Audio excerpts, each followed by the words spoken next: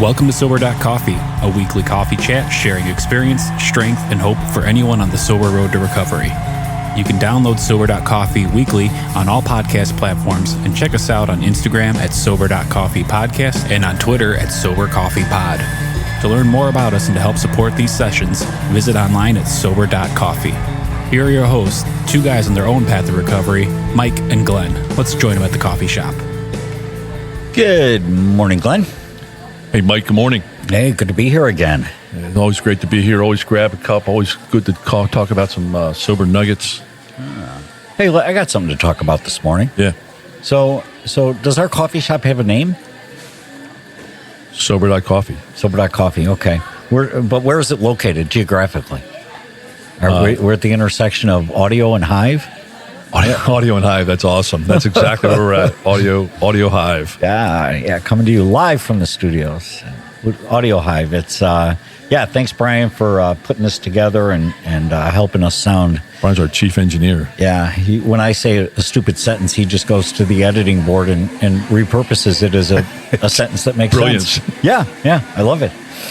So anyway, visit Audio Hive. Or as I like to say, Michael, he makes chicken salad out of chicken shit.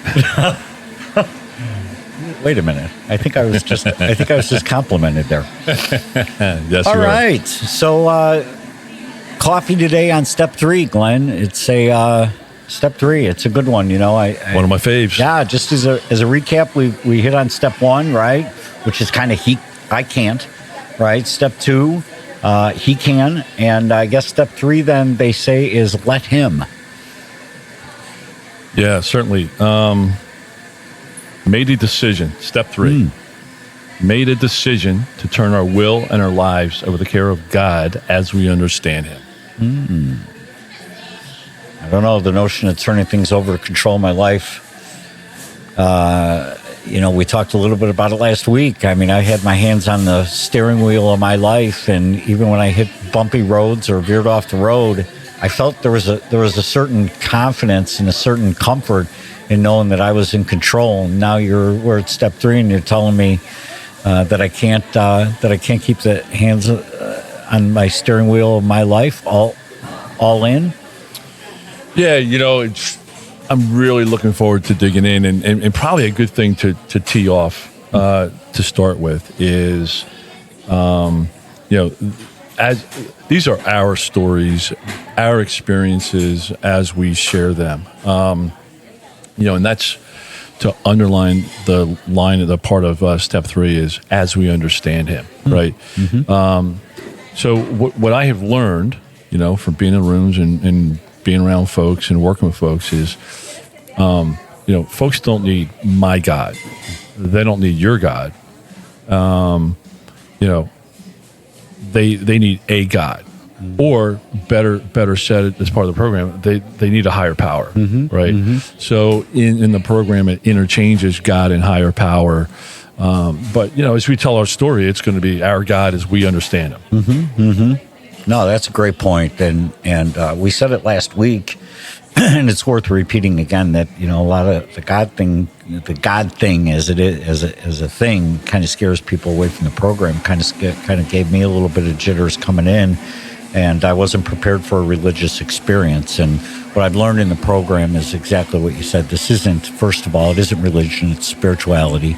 And there's a big difference there. Maybe one week we can just talk about the difference between religion and spirituality, right? That'd be a great idea. But I love the fact that I can buy, that you're not forcing me to buy into any God of anybody, of your understanding. It's a God of my understanding. And so that could be a GOD group of drunks, right? I mean, it could be anything. Exactly. And it's funny because when I first came into the program and I first read that, I had head trash, because I had my picture of God that I grew up with, and it didn't work. He didn't work. It didn't work. Nothing about it worked. So I'm like, I'm in the wrong room. I should go find a different program. And it was only the faith that I had in the people that I had surrendered to. I listened to them, and they say, "Hey, time out. Don't let it freak you out. We'll figure it out." It has nothing to do with the God that you think let's just float. And I floated for a while, and it really panned out. Right. You know, Glenn, I think the first 3 steps are the cornerstone of the program. I believe that. I believe that they set the foundation for recovery. This morning, I'd kind of like to shut up a little bit. I'd like your views on the 3rd step, your experience, your strength, your hope, because it's inspirational to me. It's a step that I go back to all the time, and I'd like a little strength next time So I think I'd like to just listen and take some notes this morning. Yeah. So step 3, I spent a long time on step 3. In fact, I probably spent 18 months on step 3. You know, and I wanted to figure it all out, right? You know, I wanted to learn and have that connection, and you know, that took me a lot of time. But as I've reworked the steps with guys that I'm working with, and that's not what step 3 says. Step 3 does not say figure it all out. Step 3 says, hey, just make a decision, right? So I guess I made that decision earlier, and I hung out on this step way too long, but it was worth it. So for me, God, I hear about all these, guys, I call them the light switch. Guys in rehab, the very first night, he gets on his knees, he prays to God, and he's healed. He never thinks about drinking again, and he lives a perfect life there ever after. That's not me. Not me. Again, I'm on the slow train. So, what did happen, and this might be a mini light switch moment, is, I just come out of 8 days detox, and, now I'm in this program for 4 months. And, I can remember that first Sunday. I mean, I knew that I had to find something bigger than me, some spirituality. So I go to this church, right? And I sit in the second row of the church, and I mean, I'm in pain. I'm physical pain, mental pain, hate myself, shame, guilt, remorse, all those fun words. And the minute I sat down, I felt like $1 million. I can't even describe it to you. And so much so that I said to myself, boy, I wonder if I sit here for another hour, if I'll keep feeling this good. So I did. I sat to the next service, same service, so I sat there, and I felt like $1 million again until I went out in that parking lot. And as soon as I went out in that parking lot, I felt all the weight of everything just coming right back down on me again until the following Sunday. And I sat down in that pew again, same church, same pew, felt like $1 million again. So to me, that was a brain marker. To me, that was an aha moment that said, you know what, you're in the right place. So at that point, I said, okay, I am going to commit to coming to this church or coming to a church, right, every Sunday forever. Like, this is just going to be one of my must-dos, right? So my definition of God wasn't working. I've probably said that enough, and I'll say it many, many more times. So through my process, I had to unlearn what I thought and how I felt and what I knew about God, the judgmental, the rules, very restrictive. I had to unlearn a lot of that, and then I had to open myself up to new ways of learning and understanding God, right? And, or spirituality even, right? Mm-hmm. Just something bigger than me. So, that was kind of my experience. And then from a tool standpoint, I like to use this saying that you can't learn to swim unless you get in the pool, right? Mm-hmm. So I said, okay, I want to figure this out. This is part of my 18 months. I want to figure this out, right? So I really plugged into church, that church, and then I moved, and then I went to a church where the motto is "Come as you are." And I've joked about this before that, hey, I thought it was going to church in flip-flops and shorts, which it is, and I love. But growing up, hey, you have to wear a suit. In fact, they used to make fun of people who used to come in jeans. You call them backsliders. They had all these words for them, I'm like, that's not right, So now I'm going to church in shorts and flip-flops, and I thought that was really cool.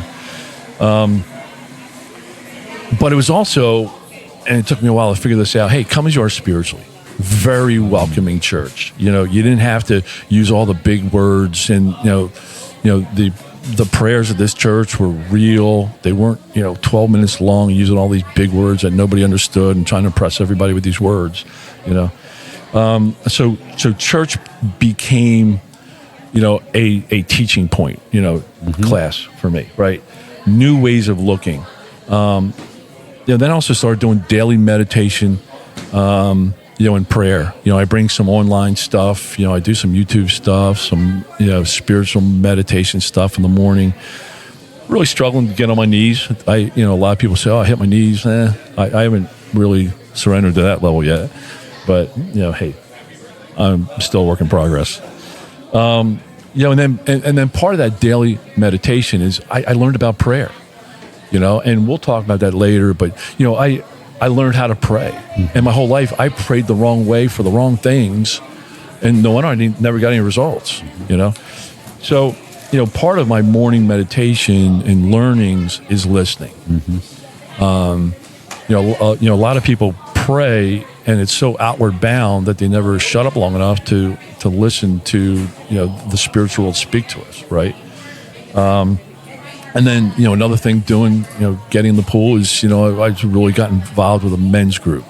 We go through studies, guys that are trying to find the spiritual path and walk the spiritual path and trying to be the best men they can be and the best husbands and fathers. And we've had quite a number of guys in that group, really deep relationships and open sharing and exploring. It's okay we'll share some stories later, man, but there's some powerful stories that have come out of that, right?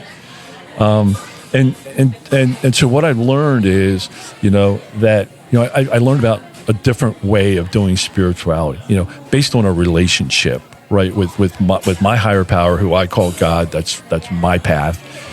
And it's not based on all these man-made rules, religious or rules and the God I have, who is my higher power today, I have a relationship with him. And he loves me and he's very forgiving, which I need, I'd done a lot of crazy stuff and it was really heavy on me, and knowing that I had forgiveness for that was very helpful. And that he loved me despite of that, one of the stories that I can relate to, it's in the Bible, and it was really great for me. There's actually two of them. Really great for me was, one, it talks about, Jesus being in this town and they have the temple and all the well-dressed, religious leaders and all their hats and garb and robes and stuff. And Jesus didn't go there and hang out with them. He hung out with a prostitute at the well. Right. And I'm sure I'm butchering the biblical stance of the story, but, the way I picture it in my mind, the way I understood it was here she is at the well. She had like 5 husbands. She's having affairs, and he's sitting with her at the well at noon, which you're not supposed to be at the well at noon, I guess. And he's, hugging on her and loving on her and just, forgiving her and just embracing her. Instead of being on the high horse in the temples, and I related to that because, I saw myself sitting at the well and I needed loved on, so that's a really cool story. The second story is the prodigal son story.